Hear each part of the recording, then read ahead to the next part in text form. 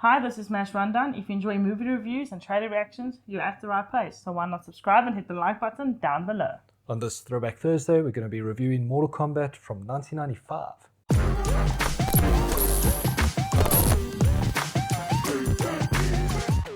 Mortal Kombat is a 1995 action film directed by Paul Anderson and is an adaptation of the fighting game series Mortal Kombat. It stars Christopher Lambert as Lord Raiden, Robin Shou as Liu Kang, Linden Ashby as Johnny Cage, Kari Hiroyuki Tagawa as Shang Tsung, and Bridget Wilson as Sonya Blade. Mortal Kombat follows Earth's champions, Liu Kang, Johnny Cage, and Sonya Blade as they are invited to the final tournament that will decide the fate of Earthrealm. Looking at the good. The casting was pretty good for me. I enjoyed Christopher Lambert as Raiden. I don't know if it's my Highlander influence that's making me think he's epic, but he was epic throughout the movie. Robin Shou as Liu Kang really worked for me. I think he's probably the perfect casting. Even if they got everybody else wrong, getting him spot on was great. Yeah, I'm not sure I agree necessarily about Raiden. But anyway, for me, I think that I enjoyed the fact that there were some aspects that were true to the game, because after all, it was one of the first game adaptations. So it was nice to see that it was more on track than some of our later movies like Doom. Even Resident Evil wasn't really true to the games. Monster Hunter. Yeah. So I think considering the time, they did a pretty good job, especially when they changed arenas. Yes. I liked that quite a lot. And the best thing about this movie, and I think everybody has to agree with this, is the music. That song has become synonymous with Mortal Kombat, and it was made just for the movie. So like, for a movie to get something so spot on, it's so great.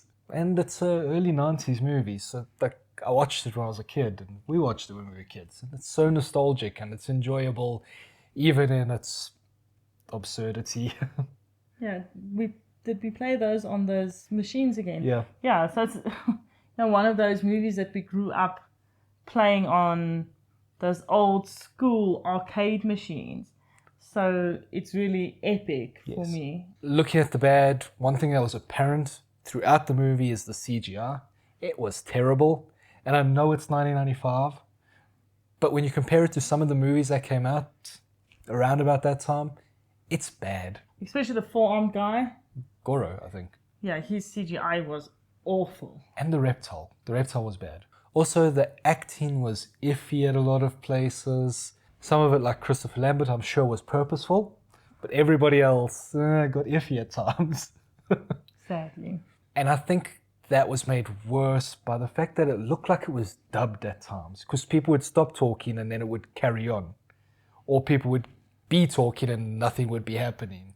Or there would be no sync. Yeah, so I was going to say it wasn't synced. Yes. For me, what really hurt the movie is the first half or 2/3 of the movie. Yeah. I could swear that's never in the movie every time I rewatch it, because I rewatch it, I'm like, oh my goodness, this is so long and so boring. What on earth? And then when I think back and that nostalgia gets in me, then I just remember the latter half of the movie where the fight scenes and stuff are. Yep. And then if I rewatch it again, I'm like, oh my goodness. Literally the first half of the movie we could have done in 5 minutes and then actually got to the movie itself. Or at least made us care about the characters that were going to die and spur everyone on, or just in general, any of the characters. And talking about that, a lot of the relationships felt very forced. Like they wanted us to believe there was a relationship going on and they didn't show us anything. We saw at the end of the film, Johnny and Sonya are kind of a couple, and I didn't get much between them. They didn't seem like they were heading in that direction. Even the one guy who dies, I can't even remember his name. That's how almost insignificant he was. And that was the big thing that spurred them on. I think like having Jax come along and him dying might have been a bit more spurring them on. Because it was just the nobody that died. It was very forced. Yeah, or they could have given him a little bit of time so we actually cared that he died. Yeah. And I really hated the fact that they made Sonya the damsel in distress in the end. They even put her in a dress. Just in case you weren't sure. She is such a strong character. She ain't no one's damsel in distress. And then a little nitpick throughout the movie, Shang Tsung declares flawless victory 3 times. Only one of those actually counted as a flawless victory. So, Overall, it's a very 90s movie. The editing hid the choreography a lot. It helped the fighters, especially the actors who were less experienced at fighting, look like they could actually fight. And it wasn't bad, just a complete departure from what the new movie is. Because the new movie shows you the fight scenes. Like, you see every single fight. Yeah. This kind of hid it a little bit. And unfortunately, the character growth was very much in your face. They very much told us that the characters were growing instead of showing us the characters were growing. And yeah, they could have done that a lot better. I think overall, in terms of ratings, I gave it a 6.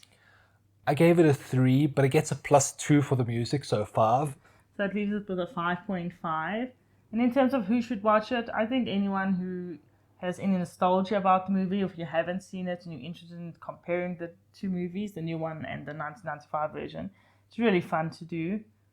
Yeah, and I just think anyone who enjoys fighting movies or old movies. School. Yeah, old school movies. So let us know in the comments down below, which was your favorite Mortal Kombat movie? 1995 or 2021. I'm assuming nobody likes Annihilation. Yeah, we just forget about that. Don't forget to like and subscribe. Bye. Later.